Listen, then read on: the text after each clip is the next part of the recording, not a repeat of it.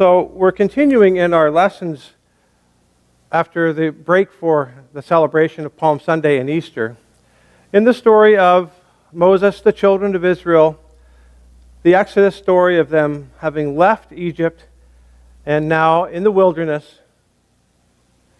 3 weeks ago, preached about the Ark of the Covenant, Moses receiving the Ten Commandments from the Lord and being given very specific instructions on how that set of the tablets of stone, the commandments, would be placed in a special container called the Ark. And that on top of that, there were 2 cherubim, 2 angels, whose wings stretched out over it. And we're told that the Lord spoke to Moses from between the wings of the cherubim. So now we're picking up in the book of Exodus, going to read first from a small section from chapter 28 and then from a section, chapter 36. The Lord speaking to Moses, "So you shall speak to all who are gifted artisans, whom I have filled with the spirit of wisdom." And then a few of them are named. Among all who are the gifted artisans, those are artists, in whom the Lord has put wisdom and understanding to know how to do all manner of work for the service of the sanctuary.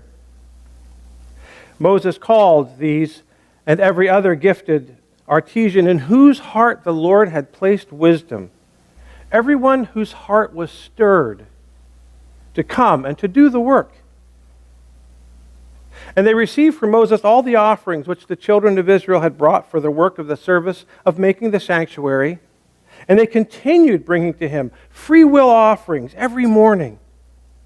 Then all the craftsmen who were doing all the work of the sanctuary came from each of the work that he was doing, and they spoke to Moses, saying, "The people bring us more than enough for the service of the work of the Lord, which he commanded us to do." So Moses gave a commandment, and it was proclaimed throughout all of the camp, saying, "Let neither man nor woman do any more work in offering to the sanctuary." And then the people refrained from bringing more, for the material that they had given was sufficient for all the work to be done. Indeed, it was too much. Amen.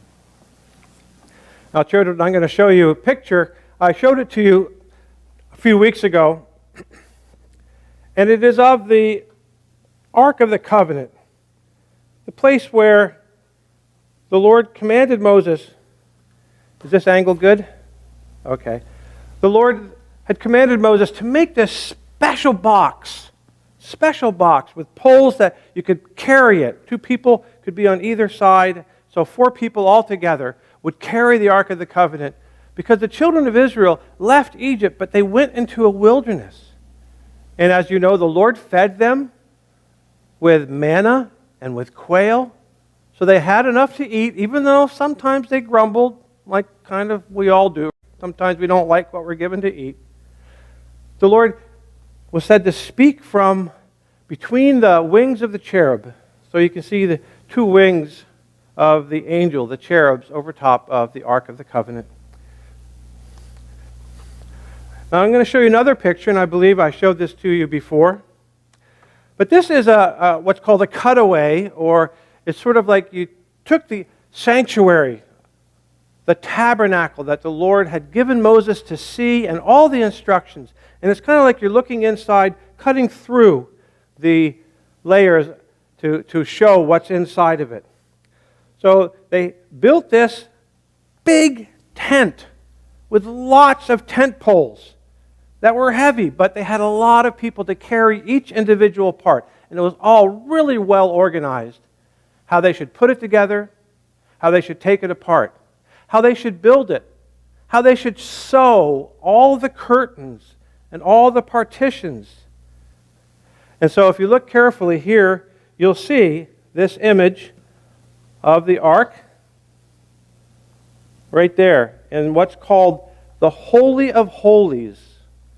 Now this tabernacle wasn't quite as big as the church inside right here, but it was pretty close.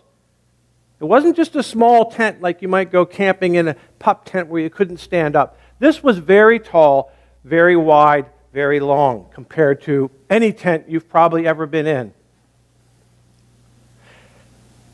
And they built it and they could move it. When the Lord said move, they would move it. When the Lord said stay, they'd stay there. You remember the pillar of fire and the pillar of cloud. During the day, the pillar of cloud would stand over top of the tabernacle.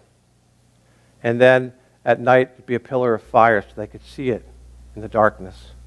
And then if that pillar began to move, they would pick up, pull up all the stakes and pack everything up and carry it to the next place. So the children of Israel had left Egypt as slaves about a year before the instructions they were told to build the tabernacle, to build the Ark of the Covenant. They had those 2 tables that the Lord had given them, and then they brought everything they could to build this wonderful tent or tabernacle. And as I read in the lessons, they kept bringing more and more. And you think, well, how many people were there anyway? Well, I'm hoping that this picture can help illustrate. A few months after the children of Israel had left Egypt, Balak, the king, didn't want them in his territory, so he sent Balaam, the prophet, to curse the people. And so this is a picture of Balaam looking out over all the encampment, and it's perhaps not easy to see. Is that coming through pretty clearly? That right here in the center, this small dot, right where my finger is, this small dot is the tabernacle. And all these lines, it looks like ants. And all these lines are the roadways between all the 12 tribes that were to encamp around the tabernacle. So he's looking down on this very large valley upon thousands and thousands of people, the Israelites. We call them the children of Israel. They were old and they were young. They weren't all kids. But the children of Abraham, Isaac, Jacob, children of Israel, they're encamped according to the 12 tribes of Israel: Reuben, Simeon, Levi, Judah, Dan, Naphtali, Gad, Asher, Issachar, Zebulun, Joseph, and Benjamin. That's where they were, and right in the center was their tabernacle. Right in the center of the tabernacle, in the holiest place, was the 10 Commandments. It must have been quite a scene to look down upon that. It must have been quite an organizational thing to have these, million people all getting ready to move. It was a big deal. And did they feel like they belonged to something important? Yes, they did. They were very much centered on the life the Lord had given them to follow Him. And all the people that started out, it was a long time that they were wandering in the wilderness. The people that left Egypt, that had been born there, they all died. And their children and their grandchildren are the ones that came into the Holy Land. And it's an image of what the Lord can give to us. He gives us new life all the time. It's not about us dying, but us becoming new people, becoming better and better people. So that we look back a year or 2 or 3 and we go, I'm glad I don't have that bad habit, or I'm glad I've learned how to become better with dealing with people, or taking care of my anger and not being so angry, or not lashing out and saying things that I shouldn't. We all grow up and grow into the Lord being the center of our lives. That's the goal of heaven. That's the goal of these stories, is to give us this understanding that following the Lord puts us into a group, a community, a church, a heavenly society where we belong and the Lord takes care of us. Amen.